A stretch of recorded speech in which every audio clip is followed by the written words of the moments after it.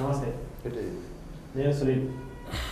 జరుగుతున్న రాజకీయ పరిణామాల దృష్ట్యా ఆర్మూర్ పట్టణంలో ఎలా ప్రచారం కొనసాగుతుంది, నియోజకవర్గ పరిధులు, అలాగే ఏ అభ్యర్థులు ఎలా ముందుకు సాగుతూ ఉన్నారు, అలాగే ఆర్మూర్ పట్టణంలో ఇప్పటి వరకు అభివృద్ధి ఎలా జరిగిందన్న కార్యక్రమంపై చర్చాంశ కార్యక్రమానికి ఇచ్చేసినటువంటి స్థానిక బీజేపీ నాయకులు వేణుగారు, అలాగే ఆర్మూర్ టీఆర్ఎస్ నాయకులు పండిత్ ప్రేమ్ గారు, అలాగే ఆర్మూర్ నియోజకవర్గ స్థాయి కూటమి నేత అయినటువంటి దేగం యాదవ్ గారు మా స్టూడియోకి రావాలి.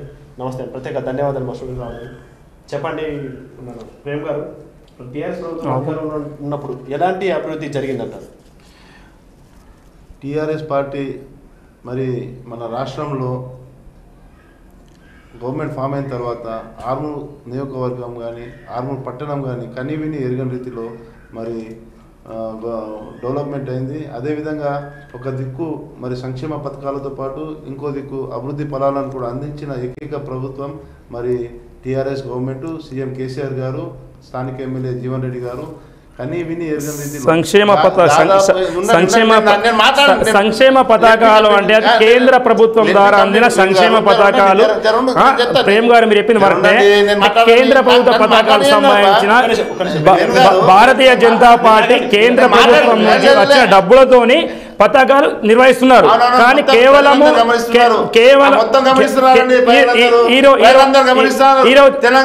లేదండి ఈ రోజు 1000 రూపాయలు పెన్షన్ ఇస్తున్నామని చెప్పి అంటున్నారండి.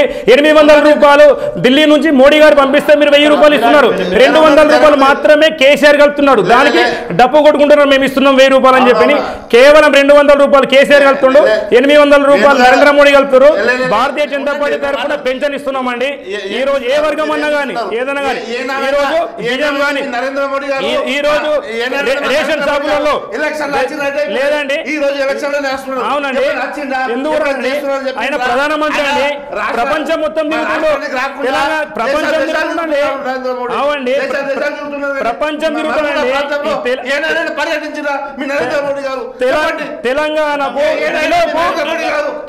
తెలంగాణకు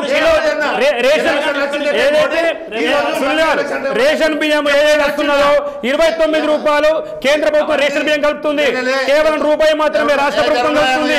కాబట్టి ఈ రోజు పథకాలు అంటే చెప్పండి.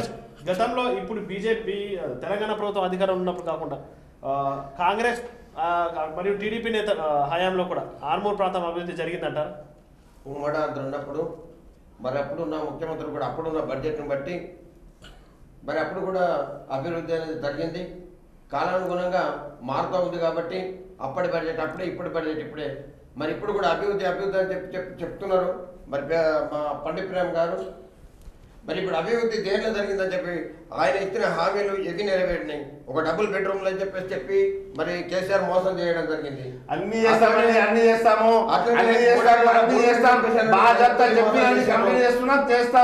ప్రజలపై మా మీద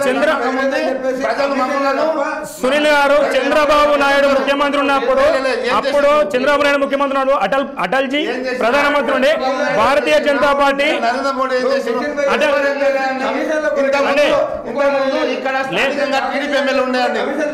అటల్ బిహారీ వాజ్పేయి ప్రధానమంత్రి ఉన్నప్పుడు నేను సునీల్ గారు నేను వివరణ ఇస్తాను. నేను చంద్రబాబు నాయుడుకి వివరణ ఇస్తాను, నేను టీడీపీకి వివరణ ఇస్తాను. ప్రేమ్ గారు నేను టీడీపీకి వివరణ ఇస్తాను.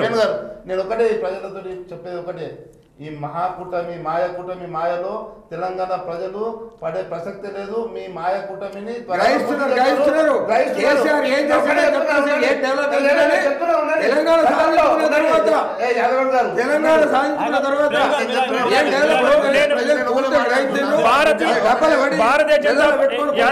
భారతీయ జనతా పార్టీ పక్షాన అటల్ బిహారీ వాజ్పేయి ప్రధానమంత్రి ఉన్నప్పుడు ఈ రోజు జాతీయ రహదారులు నడుస్తున్నాయంటే అటల్ బిహారీ వాజ్పేయి ఆ రోజు చంద్రబాబు నాయుడు ముఖ్యమంత్రి ఉండే, చంద్రబాబు నాయుడు ముఖ్యమంత్రి ఉన్నప్పుడు ఈ రోజు రోడ్లు భవనాలు అన్ని అటల్ బిహారీ వాజ్పేయి గారు చేశారండి.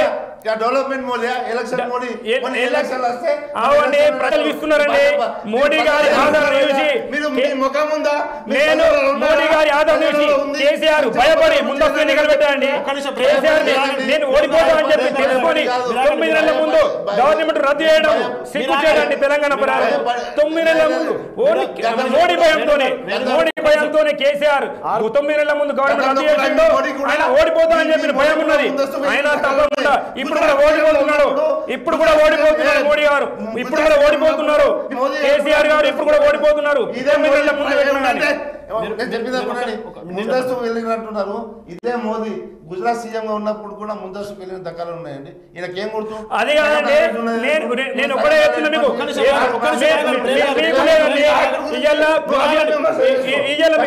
మీరు మేము కొడుతున్నామని డప్పి కొడుకుంటారు. మా సహకారం మీద మీరు ఏం చేస్తున్నారని 1,00,000 కోట్లు ఇచ్చినామని తెలంగాణకు 1,00,000 కోట్ల నిధులు ఇచ్చినాము. 1,00,000 కోట్లు ఇచ్చినాము కాబట్టి అభివృద్ధి చేసినాము మేము. మరి అమరులై సాధించుకుంటే 1,200 మందిని లిస్టులో పెట్టి అలా కనీసం సహకారం కూడా లేదు. చనిపోయిన ఏదైతే ఉద్యమంలో చనిపోయినటువంటి వ్యక్తులకు కూడా ఇంతవరకు కూడా సహనం గతి ఏలేనటువంటి అమరులు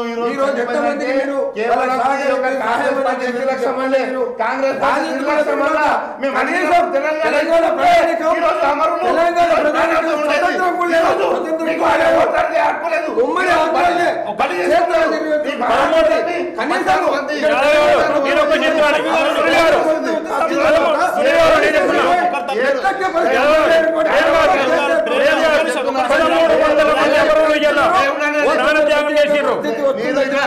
13 మంది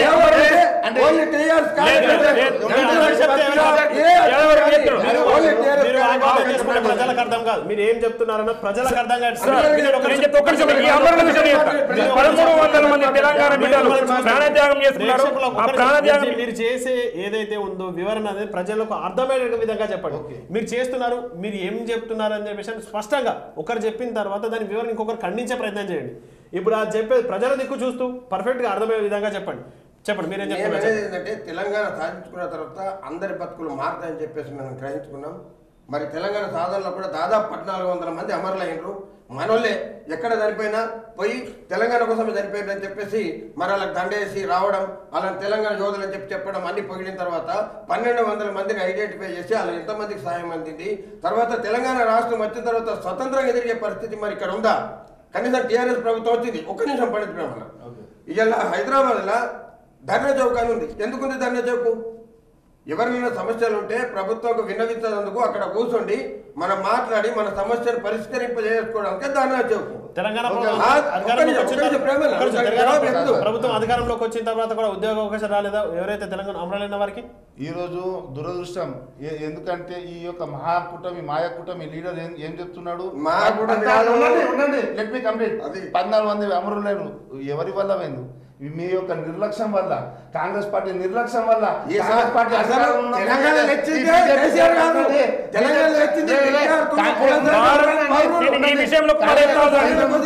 కేంద్ర ప్రభుత్వం ప్రధాన ప్రతిపక్షంలో ఉన్న కేంద్ర ప్రభుత్వం నేను చెప్పాను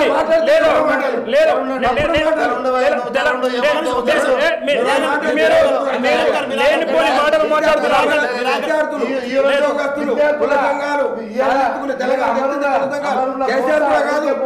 ఖచ్చితంగా కూటమిని ఓడిస్తారు. ఈ రోజు వాళ్ళ ప్రాణాలకు కాంగ్రెస్ పార్టీ వల్ల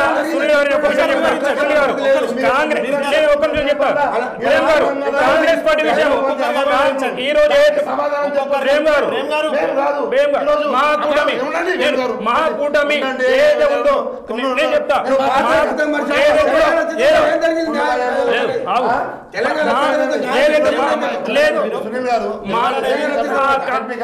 ఈ రోజు అంటున్నారు తెలంగాణలో 14 మంది అమరులైనరు. ఎవరి వల్ల? సోనియా కాంగ్రెస్ పార్టీ తెలంగాణ మేము తెలంగాణ రాష్ట్రం కావాలని కోరిన వెంటనే ఇచ్చి ఉంటే ఆ అమరులు మరి చనిపోయేవారా? నేను ఒకటి క్వశ్చన్ చేస్తున్నా. రెండవది, అమరులైన కుటుంబాలకు సీఎం కేసీఆర్ గారు ప్రతి ఒక్కరికి మరి ఇంటికి ఒక ఉద్యోగం చొప్పున మరి ఇల్లు లేని వారికి ఇల్లు కట్టించి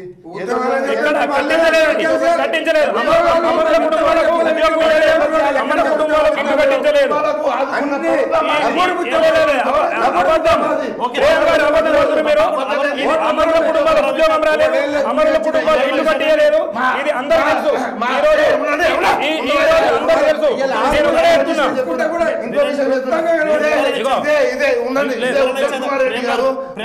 ఏం చేసిండు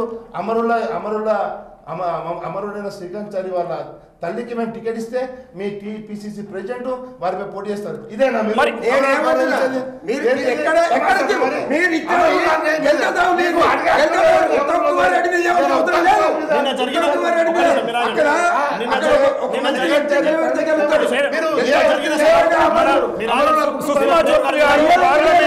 ఏకదానిగా పార్లమెంట్ లో తెలంగాణకు సపోర్ట్ చేసిన ఏకైక పార్టీ అండి భారతీయ జనతా పార్టీ. ఈ రోజు భారతీయ జనతా పార్టీ పార్లమెంట్ లో బిల్లు పెట్టింది కాబట్టి తెలంగాణ ఏర్పడ్డది. అతిపెద్ద పార్టీగా భారతీయ జనతా పార్టీ పార్లమెంట్ లో బిల్లు పెట్టింది కాబట్టి తెలంగాణ ఆవిర్పడ్డది. తెలంగాణకు సంపూర్ణ మద్దతు భారతీయ జనతా పార్టీ ప్రకటించిందండి. ఈ రోజు తెలంగాణ జిల్లాలో భారతీయ జనతా పార్టీకి బ్రహ్మరథం పడుతున్నారు. ఈ రోజు రాబోయే రోజుల్లో భారతీయ జనతా పార్టీ వేరుపడి చేసుకుంటామని చెప్పి తెలుసు. అందరు యావత్ యువత భారతీయ జనతా పార్టీ అంటున్నారండి.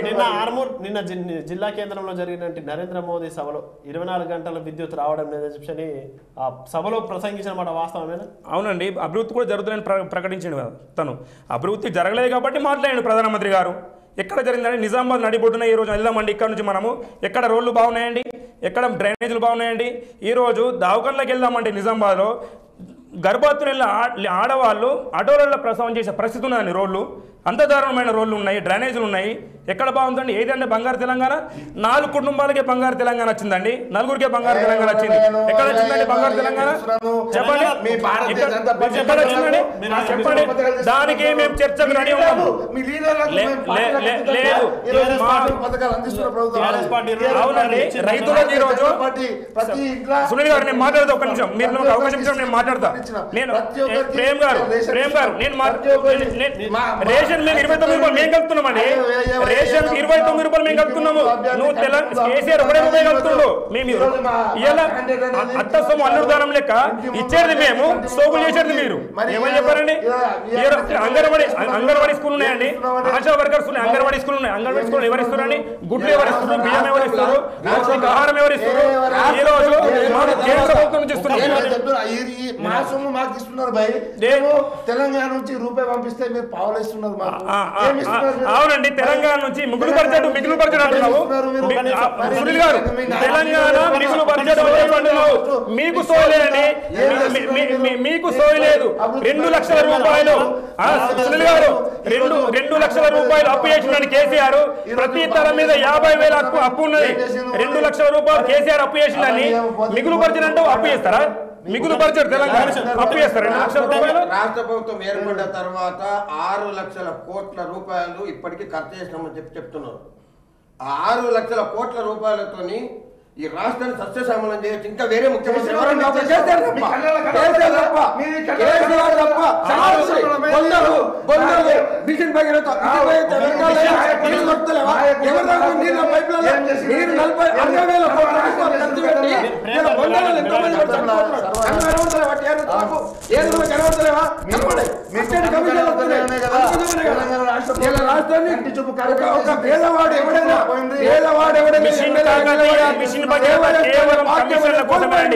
ప్రజలు తెలుసుకోవాలా?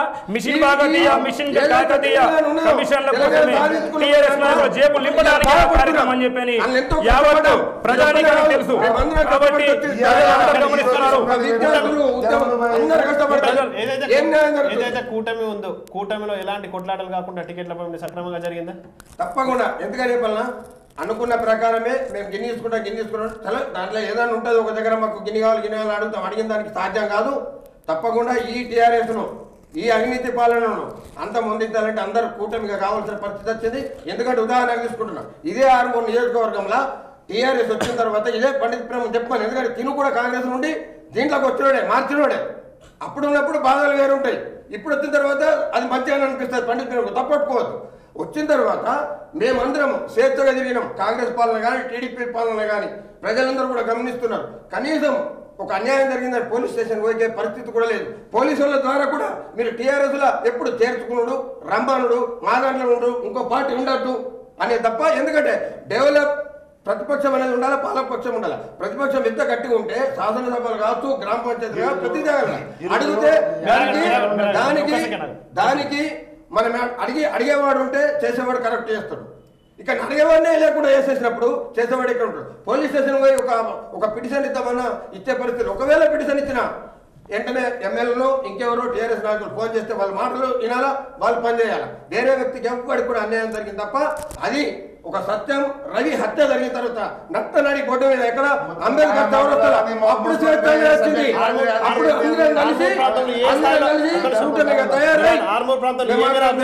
చెప్పండి. ఈ రోజు అభివృద్ధి అనేది ఆర్మూర్ నియోజకవర్గంలో దాదాపు 2,700 కోట్ల రూపాయలతో అభివృద్ధి చేసిన ఏకైక ఎమ్మెల్యే జీవన్రెడ్డి గారు. చెప్తానండి. అయితే ఈరోజు ప్రజలందరూ గమనిస్తున్నారు. ఒకవైపు అభివృద్ధి, ఇంకోవైపు సంక్షేమ పథకాలు మరి అందించిన ఏకైక ప్రభుత్వం మా యొక్క టీఆర్ఎస్ గవర్నమెంట్లోని కేసీఆర్ గారి హయాంలో మరి ఆర్మూర్ ప్రాంతం, ఆర్మూర్ నియోజకవర్గం సస్యశ్యామలమైంది. ఈరోజు ఈ మాయ కూటమి మీరు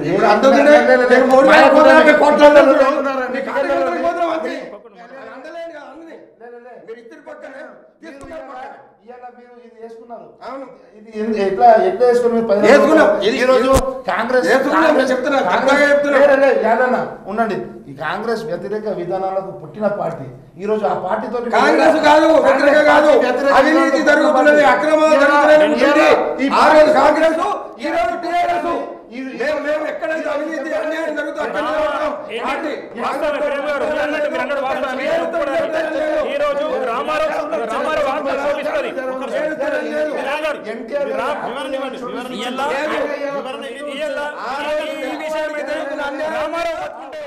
చనిపోయేటోడు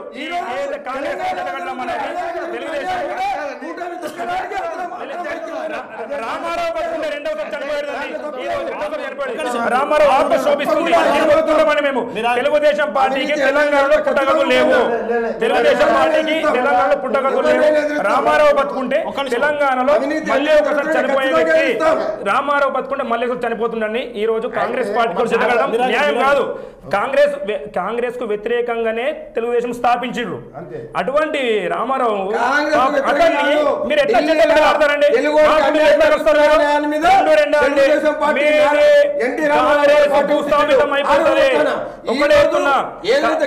కాంగ్రెస్ తెలుగుదేశం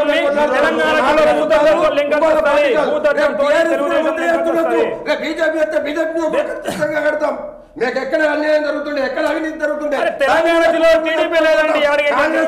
తెలంగాణ జిల్లాలో టీడీపీ లేకనే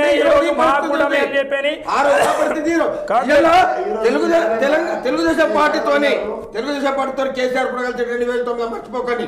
బీజేపీతో కూడా కలిసినాం మేము, అవి మర్చిపోకండి. ఆ రోజు అంటరాని పార్టీ కాదు, మరి ముట్టరాని పార్టీ కాదు. అవినీతి అన్యాయం నిలదీసే పార్టీ. ఇదే పొత్తు కూటమితో ఏదైతే టీడీపీతో బీజేపీ పొత్తు పెట్టుకుని ఉంటే ఎలా ఉండేది? అప్పుడు అది కాదండి. మేము ఏకపక్షంగా మేము 119 సీట్లలో ఒంటరిగా పోరాటం చేస్తామని నరేంద్ర మోడీ గారు, అమిత్ షా గారు ముందే ప్రకటిస్తున్నారు. ఏ పొత్తు పెట్టుకోమని చెప్పని ఇది కళాఖండి చేస్తున్నాము. రాబోయే తెలంగాణ జిల్లాలో ప్రభుత్వం ఏర్పాటు చేస్తున్నాము. భారతీయ జనతా పార్టీ ఆధ్వర్యంలో ప్రభుత్వం ఏర్పాటు చేస్తున్నాము రాబోయే తెలంగాణ రాష్ట్రంలో. ఇది సత్యం అని చెప్పని ఈ సందర్భంగా నేను చెప్తున్నానండి. ఇప్పటి వరకు ఆర్మూర్ ప్రాంతంలో బీజేపీ అభ్యర్థి అయితే ఈ ఆర్మూర్ ప్రాంతంలో గెలిచిన దాఖలాలు కూడా లేవు. దాఖలాలు లేవు కాబట్టి ఈరోజు ప్రజల నుంచి మంచి స్పందన వస్తుందండి. అన్ని పార్టీలకు అవకాశం ఇచ్చిర్రు. కాంగ్రెస్కి ఇచ్చిర్రు, టీఆర్ఎస్కి ఇచ్చిర్రు, తెలుగుదేశంకి ఇచ్చిర్రు. ఈసారి ఒక్కసారి భారతీయ జనతా పార్టీకి ఇవ్వండి అమ్మా అని మేము అడిగితే సన్నాహా లేదండి. మేము చెప్తున్నాం కదండి, ఏకకాలంలో 2 లక్షల రుణమాఫీ ఇస్తున్నామండి. ఇల్లు లేని నిరుపేదలకు ఏదైతే అర్హులైన వారందరికీ డబల్ బెడ్రూమ్ ఇల్లు కట్టించి ఇస్తాము. ఒకవేళ ఇల్లు కట్టే వరకు నెలకు 5,000 రూపాయలు కిరాయి ఇస్తుందండి భారతీయ జనతా పార్టీ. ఇంత మంచి సంక్షేమ పథకాలు ఉన్నాయని ఈ రోజు భారతీయ తెలంగాణ రాష్ట్రంలో ఒక్కొక్క ప్రేమ ఏదైతే ఆర్మూర్లను చూద్దామంటే అభివృద్ధి అంటున్నాము. ఈ రోజు ఏదైతే సెంట్రల్ లైటింగ్ ఏదైతే సుందరీకరణ పేరుతో ఖర్చు పెట్టిన డబ్బులు ఎక్కడి అవి 13th ఫైనల్స్ 14th ఫైనల్స్ కేంద్ర ప్రభుత్వ నిధులు అండి అవి రాష్ట్ర ప్రభుత్వం నిధుల ఏదైతే ఆర్మూర్ నుంచి నిజామాబాద్ ఆర్మూర్ నుంచి నిజామాబాద్ వరకు రోడ్ వేసామండి జాతీయ రోడ్డు 120 కోట్లు మేము కేటాయి మళ్ళా నేను చెప్పండి 120 కోట్లు ఏదైతే నిజామాబాద్ ఆర్మూర్ నుంచి నిజామాబాద్ 120 కోట్లతో మేము అభివృద్ధి చేసినామండి. మేము రోడ్డు తీసుకొస్తే మేము కేసీఆర్ ఇచ్చినామని చెప్పండి. ఇది ఎక్కడ ధర్మం అండి? ఇది ఎక్కడ న్యాయం చెప్పండి? ప్రేమ్ గారు ఇది రోడ్డు జాతీయ రహదారిలో ఆర్మూర్ నుంచి 4-వే రోడ్ వేశారు. రూపాయి పంపిస్తే మీరు కేంద్రం నుంచి ఇచ్చేది పావలా అండి. 200 రూపాయలు మీరు ఇస్తారు, 800 రూపాయలు మేము ఇస్తున్నామండి. రికార్డు ఇస్తాము. రికార్డు ఉందండి. రికార్డు 29 మీరు ఇచ్చేది పావలా 1,00,000 కోట్లు తెలంగాణకు ఇచ్చినామండి. 1,00,000 కోట్లు ఇచ్చినాం తెలంగాణకు. లెక్కలతో సహా అమిత్ షా గారు మోడీ అమిత్ షా గారు వచ్చినప్పుడు పేపర్ ఇచ్చాడు 1,00,000 కోట్లు.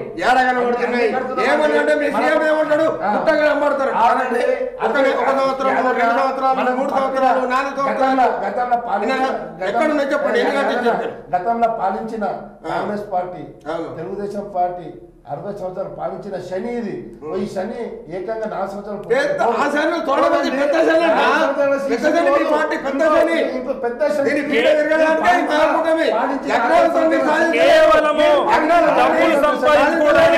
మిషన్ కాకతీయ టిఆర్ఎస్ నాయకుల జేబులు నింపుకోవడానికి ఈ పథకాలని చెప్పి కోట్ల రూపాయలు ఏం చేసింది మీరు? ఎక్కడ పోయినాయి? ఎవరి కూడా 4,000 కోట్లు డబ్బులు దొరికింది.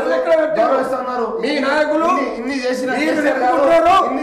ఇంకా 10 సంవత్సరాల వరకు కూడా ఒక్కొక్క క్యాండిడేట్ 20 కోట్లు ఖర్చు పెట్టారని గెలవాలని చూస్తున్నారు. ప్రజలు చూస్తున్నారు. మిమ్మల్ని గెలనియరు, మిమ్మల్ని ఇంటికి సాగలే పరిస్థితి ఏర్పడుతున్నారు. మాపై ప్రజలు ప్రేమ్ గారు అభివృద్ధి అంటున్నారు. సునీల్ గారు ఈ రోజు ఎక్కడ రుణమాఫీ చేశారా? 4 విడతలు 25 వేల కాడికి ఇస్తే వడ్డీకి పోయినాయి. మీరు ఇచ్చిన రుణమాఫీ అనేది మిమ్మల్ని ఎవరు నమ్ముతారు? చెప్పండి. ఎంత హ్యాపీ రైతుల కోసం మాట్లాడే కేంద్ర ప్రభుత్వం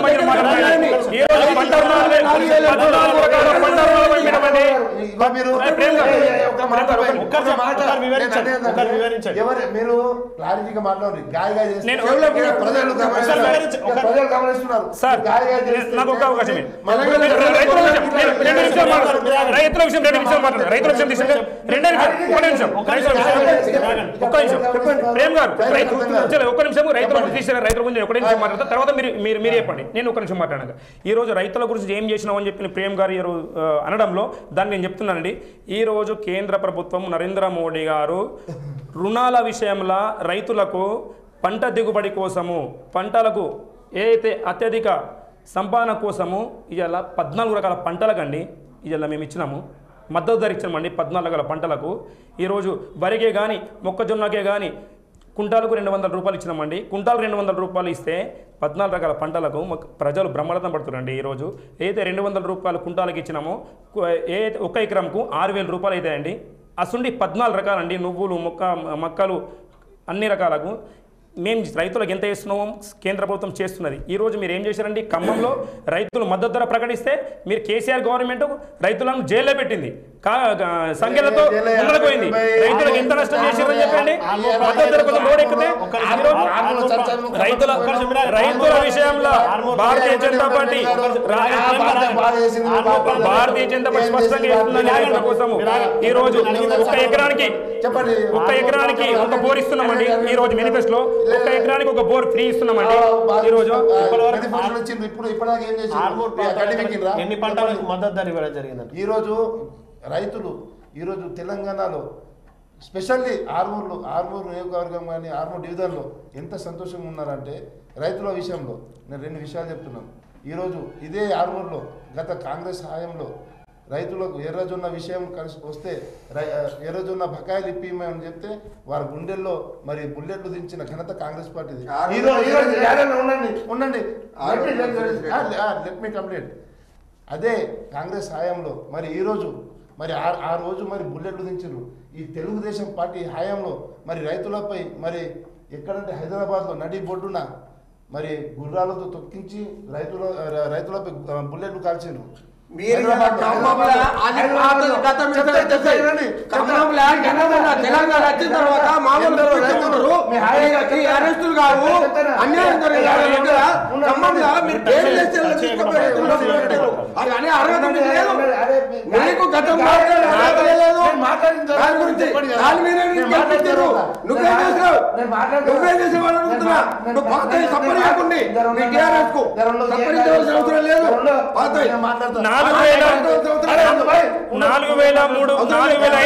మంది ఆత్మహత్య చేసుకున్నారు రైతులు.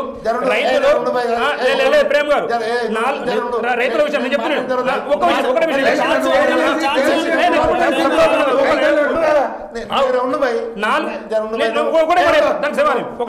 4,500 మంది రైతులు ఆత్మహత్య చేసుకున్నారండి.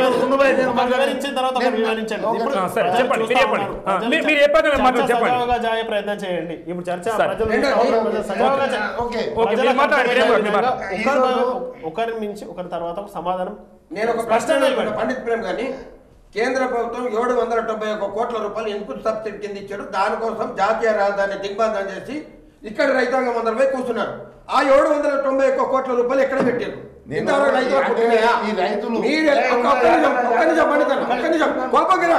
మాట్లాడడానికి జవాబు.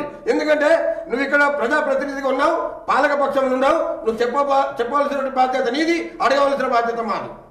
నేను ప్రజల తరపున అడుగుతున్నా, నువ్వు చెప్పు. 791 కోట్ల ఇన్పుట్ సబ్సిడీని మీరు ఎక్కడ పెట్టారు? ఎందుకు ఇది వరకు గవర్నమెంట్ అనేది తీసుకొచ్చి మరి ప్రజలకు అప్పచెప్పలేదు? మళ్ళీ రెండోది, నువ్వు 4,000 రూపాయలు ఇస్తున్నామని చెప్తున్నావు. ఒక 4,000 రూపాయలు ఇచ్చారు. ఇదే ఎలక్షన్ స్టాంట్. ఎందుకంటే చెప్పాలన్నా, ఓట్లను కొనడానికి ఇల్లీగల్ గా అదే నీకు 4 సంవత్సరాల నుంచి నువ్వు ఎప్పుడైతే వచ్చావో 2 సంవత్సరాలు తిరిగొట్టచ్చు.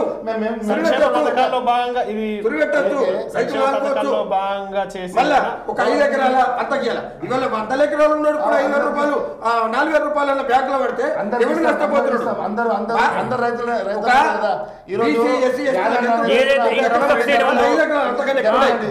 Bharatiya Janata party input subsidy అయితే ఇన్పుట్ సబ్సిడీ కేంద్ర ప్రభుత్వం ఇచ్చిందండి.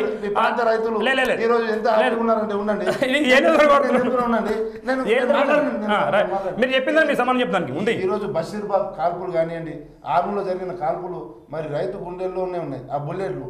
ఈ రోజు కేసీఆర్ గారు, మా జీవన్ రెడ్డి గారు మరి బడ్జెట్ లో హయాంలో బుల్లెట్లు మీ హయాంలో కన్నీళ్లు మా హయాంలో ప్రజలందరూ గమనిస్తున్నారు. మన యాదన్న లెట్ మీ కంప్లీట్ అన్న.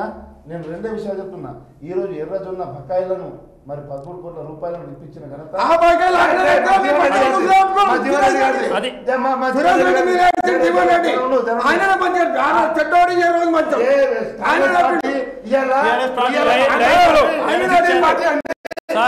రైతులు 4,500 మంది ఆత్మహత్య చేస్తుంటే ఒక్కరోజు ఎమ్మెల్యేలు కానీ మంత్రులు కానీ వాళ్ళు ఓదార్పించారండి.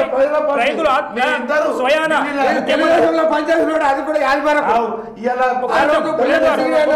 నేను రైతులకు వివరణ ఇస్తా. ప్రేమ్ గారు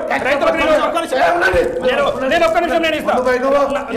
లేదా 4,000 నేను మాట్లాడు. నేను ఒక్క నిమిషం మాట్లాడు.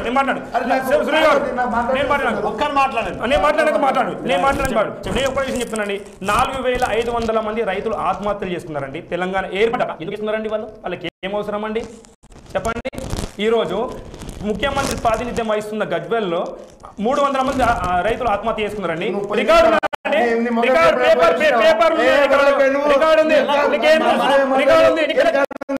ఏదైనా కప్పిపుచ్చుకోవడానికి కనీసం ఓదార్పు వేయలేదు రైతులని.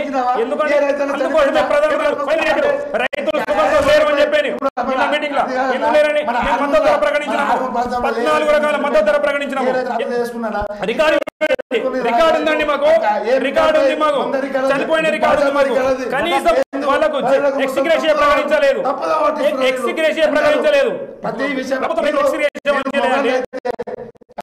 ఇంకోటి ఏదైతే ఆయుష్మాన్ ప్రేమ్ గారు ఇంకోటి తప్పుదో పట్టిస్తే ప్రేమ్ గారు ఒక్క విషయం చెప్తున్నా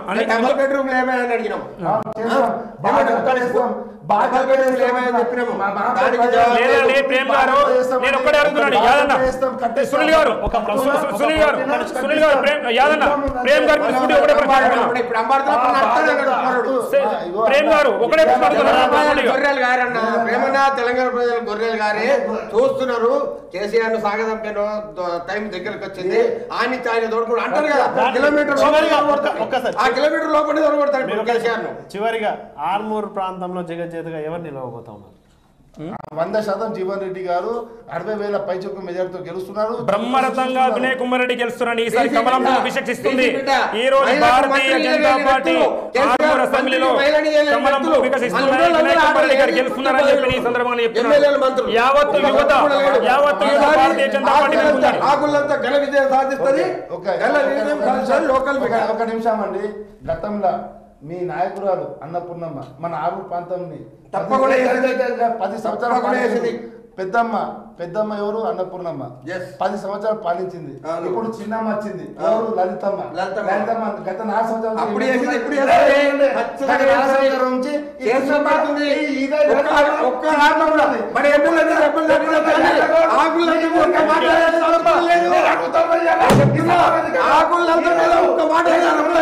ఈ రోజు అందరూ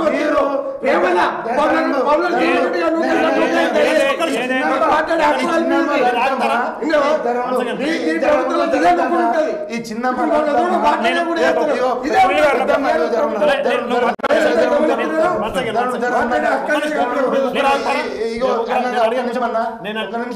ఒక నిమిషం పెద్దమ్మ అన్నపూర్ణమ్మ 10 సంవత్సరాలు పాలించి మన ఆర్మూర్కు 20 సంవత్సరాలు బ్యాక్ చేసింది. ఇప్పుడు చిన్నమ్మ వచ్చింది లలితమ్మ వచ్చింది ఎమ్మెల్సీగా ఉన్నది 4 సంవత్సరాల నుంచి ఉన్నది. ఎప్పుడన్నా మీ దేగాకి వచ్చిందా, మీ విలేజ్ వచ్చిందా, నీ వార్డుకి వచ్చిందా, మన ఊరికి వచ్చిందా? ఎమ్మెల్యే కాదు ఎవరు వెళ్ళినా మా దేవం కూడా పండించింది వచ్చింది మీరేం చెప్తారు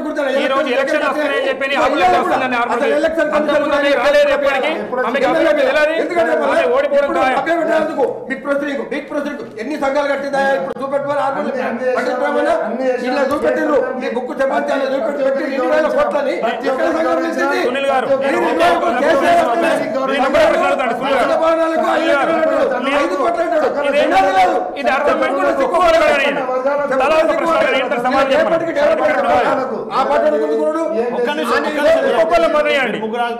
ఆగుదాం. మీరు ఒక్కొక్కరు ప్రశ్న అడగండి. నాకు ఒక నిమిషం టైం ఇవ్వండి. ఇప్పటి వరకు ఆర్మూర్ ప్రాంతంలో కొనసాగిన ఎన్నికల ప్రచారం మరియు ఏ అభివృద్ధి అధికారంలోకి వస్తారని చెప్పి చర్చ కార్యక్రమానికి చేసినటువంటి మా ముగ్గురు ఆర్మూరు ప్రతినిధులు యాదగౌడ్ గారికి, ప్రేమ్ గారికి, వేణు గారికి ప్రత్యేక ధన్యవాదాలు. Voter studio.